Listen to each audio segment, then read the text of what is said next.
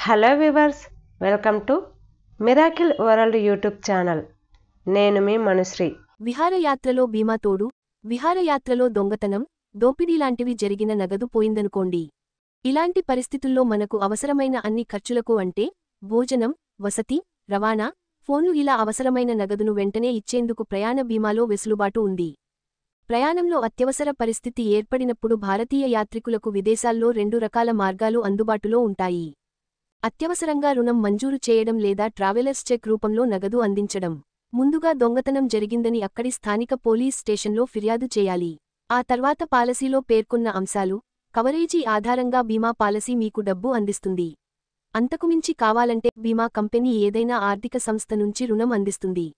దాన్ని స్వదేశానికి వచ్చిన తర్వాత మీరే తిరిగి చెల్లించాల్సి ఉంటుంది.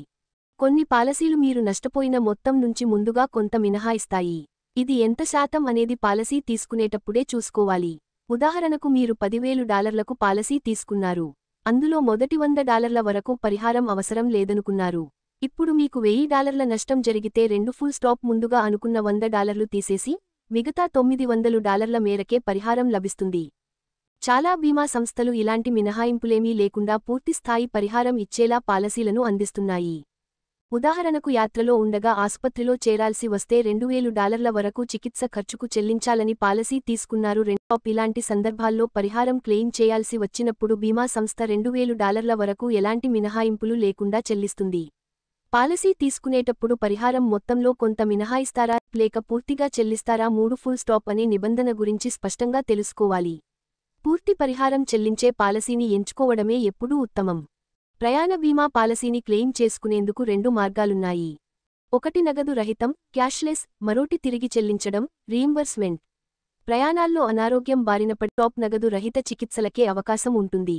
అక్కడ బీమా సంస్థకు సేవలనందించే థర్డ్పార్టీ సర్వీస్ ప్రొవైడర్ను సంప్రదించి ఈ క్లెయిమ్ పొందవచ్చు. రీయింబర్స్మెంట్ కోసం అవసరమైన పత్రాలు పూర్తి చేసి అన్ని బిల్లులను సమర్పించాల్సి ఉంటుంది.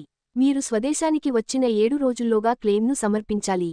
అప్పుడు నిబంధనలను బట్టి మీకు రావాల్సిన పరిహారాన్ని చెల్లిస్తారు. అనుకున్న సమయానికి, అనుకున్నట్లుగా అన్నీ జరగవు. కొన్ని విషయాల్లో ఆలస్యం కాకుండా చూసుకోవడం మన చేతిలో ఉండదు. అనుకోని సంఘటనల వల్ల మనం ఎక్కాల్సిన విమానాన్ని సమయానికి అందుకోలేకపోవచ్చు. ఇలాంటప్పుడు మొత్తం ప్రయాణం అంతా మారిపోతుంది. ఖర్చుల మాట సరేసరి. ఈ సందర్భంలో ట్రావెల్ ఇన్సూరెన్స్ను ఇచ్చిన సంస్థలు ఆ నష్టాన్ని భరించేందుకు ముందుకు వస్తాయి.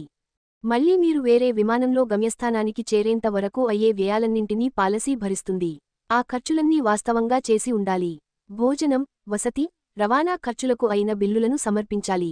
ఆలస్యానికి కారణం ఏమిటన్నది ముఖ్యమే. ట్రాఫిక్ లేదా మీరు వస్తున్న మార్గంలో ప్రమాదం కారణంగా రాకపోకలు నిలిచిపోయినప్పుడు లేదా మీరు ఒక విమానంలో ప్రయాణిస్తూ అది ఆలస్యం కావడం వల్ల కనెక్టింగ్ విమానం వెళ్లిపోవడం లాంటి సందర్భాల్లో ఈ పాలసీ పరిహారం ఇస్తుంది.